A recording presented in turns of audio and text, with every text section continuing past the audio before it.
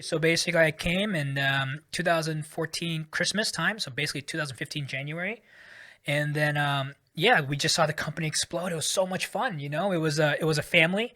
We felt there was only about How 40 of many us. people when you At that time, I arrived think in we were about maybe? 70, 80 folks. We worked in a small little kind of villa, and it says we used to call it the 작은 집. Yeah, yeah. And It's what they Koreans call villa. yeah, It's actually a house, right? and that was the office. And it Oh was man, so awesome. cool. Yeah, it was so fun. And every Monday you saw us hiring more people and the company growing and the culture growing and people getting excited It's amazing. and you started to see our brand grow and people were watching our commercials and order. It was super exciting. And so I'll never forget it. And I when I joined the company, I couldn't speak any Korean, but everyone welcomed me in. Were you the only foreigner in that? I was the only foreigner. Of course, man. I don't. There were only a handful of people that spoke English, and so it was either sink or swim, And to be honest, the first 2 months, first 3 months were actually quite difficult. I actually thought I wasn't going to last. I couldn't understand any of the meetings. I really couldn't figure out if I'm going to be able to play any significant role here. And so, to be honest with you, the first 3 months were pretty touch and go. I actually thought maybe I wouldn't even last a year.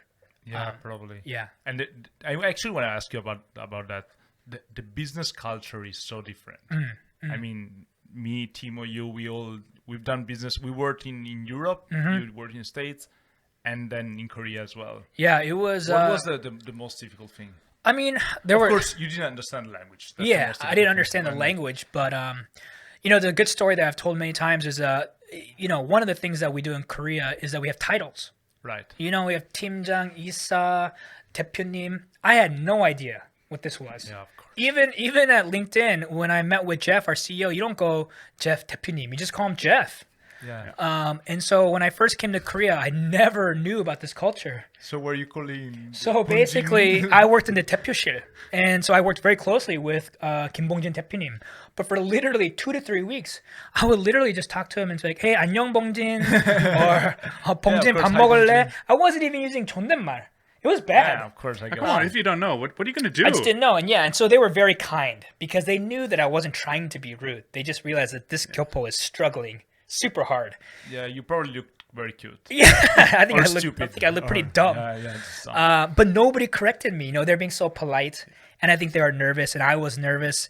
And finally, at our first 회식, we were starting to feel comfortable. We had a couple somex, and I told my colleague, I said, "Hey, look, I'm struggling, and I can't speak Korean. So if I can't say something, can you just correct me right away? Don't.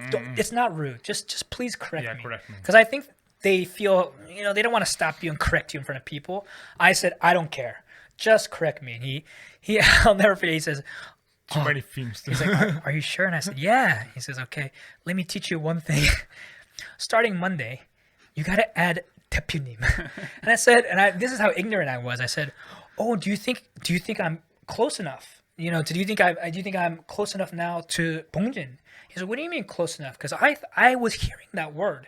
대표님. But I just thought because we were such a small company, it was like a nickname. I thought people said it if you knew him, and because I felt like I'm not there yet.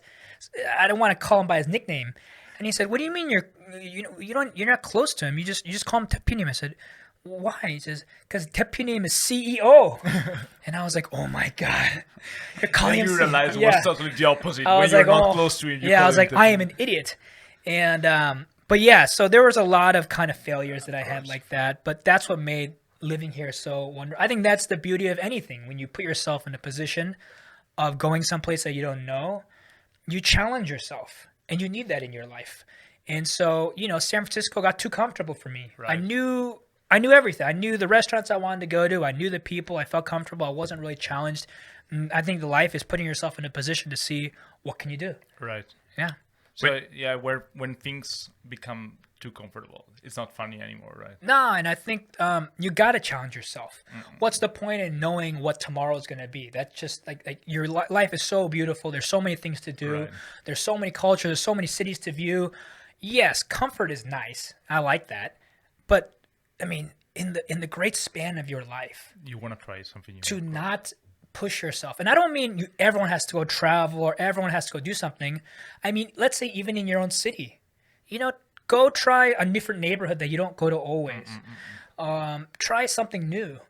Because I just think there's so much opportunity, but people get very comfortable. 100% agree. Yeah. And I think also most foreigners that work here, non-teaching jobs or even teaching jobs, go somewhat the same path than you go. Everybody is struggling a little bit in the company or even a lot in the company. And they move towards this very first 회식, where they get to know people. They have like 1 or 2 drinks with everybody. The atmosphere gets a little bit more relaxed. And then the next day or the next week, whenever the 회식 is, then everything is just like opens up a little bit more. Yeah. You understand a little bit more. Yeah. And you maybe don't feel as nervous going into the company. That's right. Because I remember my first job, and I was like going in the first day, I was like almost shaking. Like, Yeah. whoa, this is exciting, but I'm freaking out. Yeah. And going into this building, only foreigner. Yeah.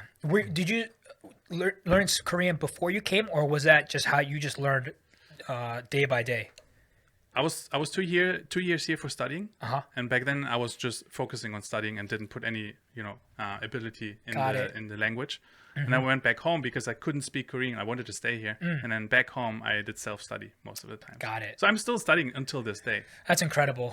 Hats off to you. I think that's awesome. So Mike, let's go to get to the end of the story because Sure. I want to ask you so many questions. Yeah, I'm sure. sure Timo Yeah. does as well. So after Pemin, so Pemin got huge. Yeah. It became a huge company as well. Yeah. And what did you do then? So I worked there for 2 years, and as it continued to grow, in that time, basically, long story short, I just fell in love with Korea, way more than I thought.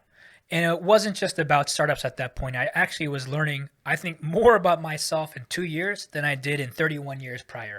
Yeah. It was there are a lot of moments, and when I talk about this, it always gets really kind of emotional. But when you live for 31 years, you think you know yourself pretty well.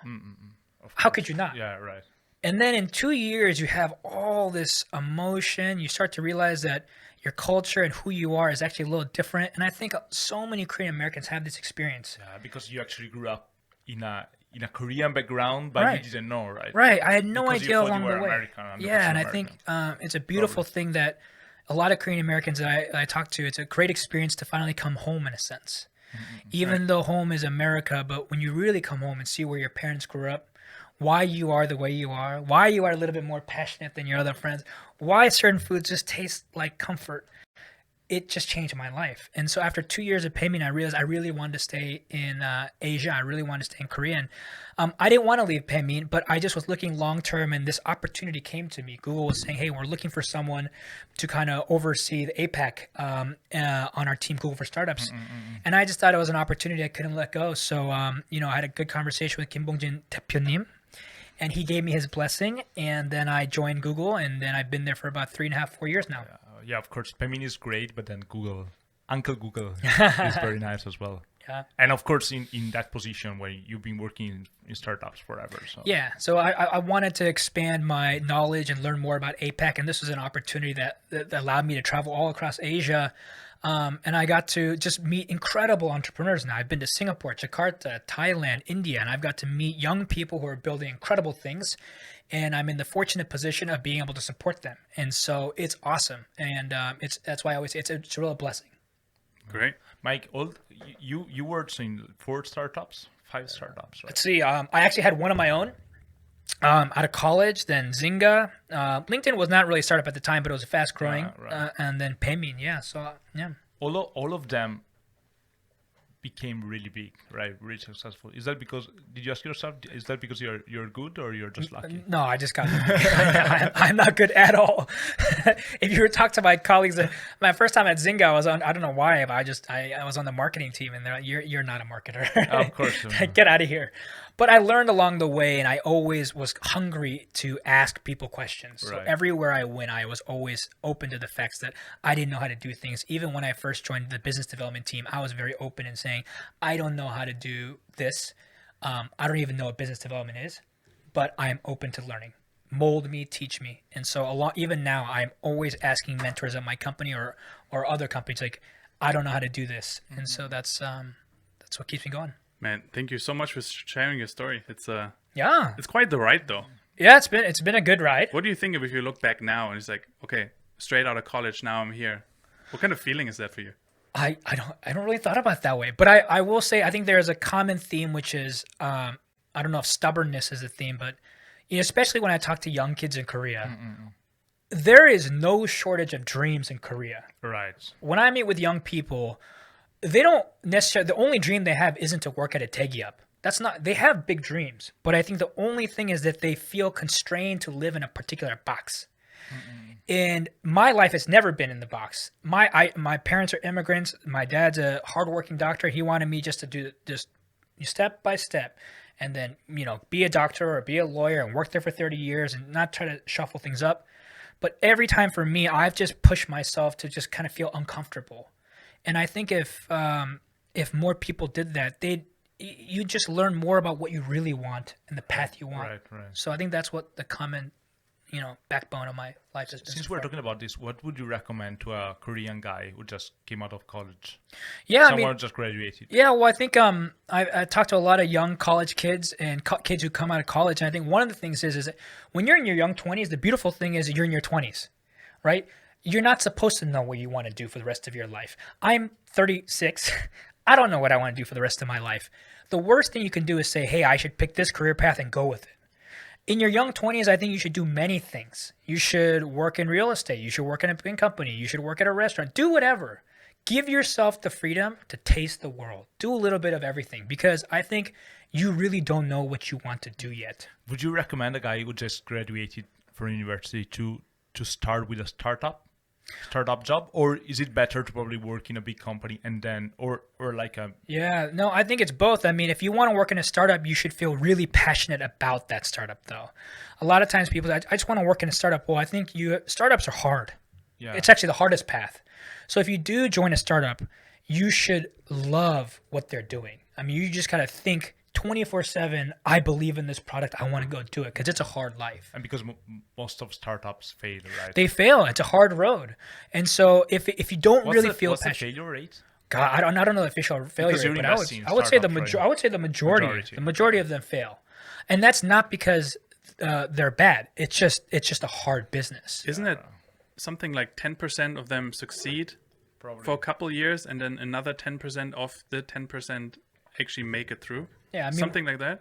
It's a very rare case to have an Uber or one of those unicorns. Right. The vast majority of them don't hit that. So, man, when you decided to move to Korea, because you had that meeting and Kim Boon's interviewing told me, I just want to make a company where people feel happy, which sounds really great if you say that in Korea. Yeah. Because, in Europe or in the States, it sounds just dumb, nothing special. What are you saying? But in Korea, it's great. But so now you're investing in startups, right? So yeah, for startups, you actually. So our team is not particularly investing, but we take the best of Google resources. So that could be product help, mentoring, and then we also build campuses. So these are physical kind of hubs that we bring entrepreneurs from that particular city or region. We have one in Seoul, we have one in Tokyo, and we have 7 around the world. And these facilities are completely open for any entrepreneur to walk in, get mentoring, get product support. It's there for the entrepreneurs of that city and for that region. And so it's amazing to be able to go and build these facilities. So it's like a YouTube creator space for startups. Yeah, bringing them together. Yeah, it's like we have creator spaces in them. And so if people, a lot of young people may not have this kind of equipment, you can come into one of those spaces and do these podcasts. Do Google look for startups, or are the startups who just apply for the program? Both. Some of them just apply to programs, and then we also look for startups that we want to support hands-on. And so it's really it's both. What do you look for? Exactly. What is let's say we both we make a startup? Yeah. And we want to pitch to you. Sure. What is the perfect pitch? Oh gosh, I don't know. It depends, there's right? so many good pitches, things, of course. Yeah. But I think not like taking Google aside, I think overall what my viewpoint is, there's I think 2 things that are really the most important in a startup. One is the team, the people. You can have a great idea. I could have given you the idea of Facebook 20, 30 years ago. It doesn't necessarily mean you're going to be a billionaire. Mm-hmm. I could have given you the idea of Uber 15 years ago. It doesn't mean you're going to be. So I think the idea is very important, but most importantly, it's a team. Does this team understand how to execute things? How dedicated are they? Does the leader know how to pivot? Are they going to grind it out? And that's something that some people have and some people don't. But that's not it's not about the idea, it's a team. And then number two, I think the idea has to be really, it has to apply to some actual problem in the world. A lot of times they're just doing something because it's kind of a fun idea, and that's fine. But I think if you really want to make a successful company, it's got to be at solving a big issue in the world, something meaty, something hard, something that will impact the lives of many people. And so if you combine a really big problem with a great team that wants to tackle this, you have an opportunity to develop a one-of-a-kind company. If you compare startups in the US, you've been in Silicon Valley for a long time, and you project that on Seoul, what is going on in the Seoul startup scene. Yeah. What's your comment about this? Is it somewhat comparable? Is the passion different? Are the people thoughts different? What do you think? Yeah, a lot of people ask what's the main difference is. To be honest with you, a founder anywhere in the world is a founder to me. There's no different. There's what I actually dislike is when people say everything has to be like Silicon Valley and Seoul needs to be Silicon Valley and Jakarta needs to be like Silicon Valley. Jakarta has its own beauty of its ecosystem. Right. Bangkok has its own ecosystem. Seoul, in some respects, is a light years ahead. Think about it. A lot of times people forget that the first social network was not Facebook. It was Cyworld. Well, yeah, right. Million P. The first YouTube was not the first kind of video uploads that wasn't YouTube. It was Pandora TV. Before there was Skype, there was Dialpad. Even KakaoTalk is great as a messenger application. Yeah, Korea is very much ahead. Line is huge in Japan, in Southeast Asia. A lot of times, I think Koreans don't recognize that they are way ahead. They say we're in a benchmark Silicon Valley. No, you have a population here that's incredible mobile first, technologically savvy. You have a great educated base, a lot of global ambition. And as I travel around the world, the thing I've been able to notice is that these pockets of brilliance are everywhere. It's not a Silicon Valley thing. And so I would say all the ecosystems around the world can learn from each other, but the differences are the things that make it unique, but it's not a difference that makes it any less worse than Silicon Valley. So you don't need to be in the Silicon Valley to do cool things, right? Not you can at just all. be You anywhere can be in the world. anywhere in the world, and if you are passionate about something and have the right resources, I believe you can build something incredible.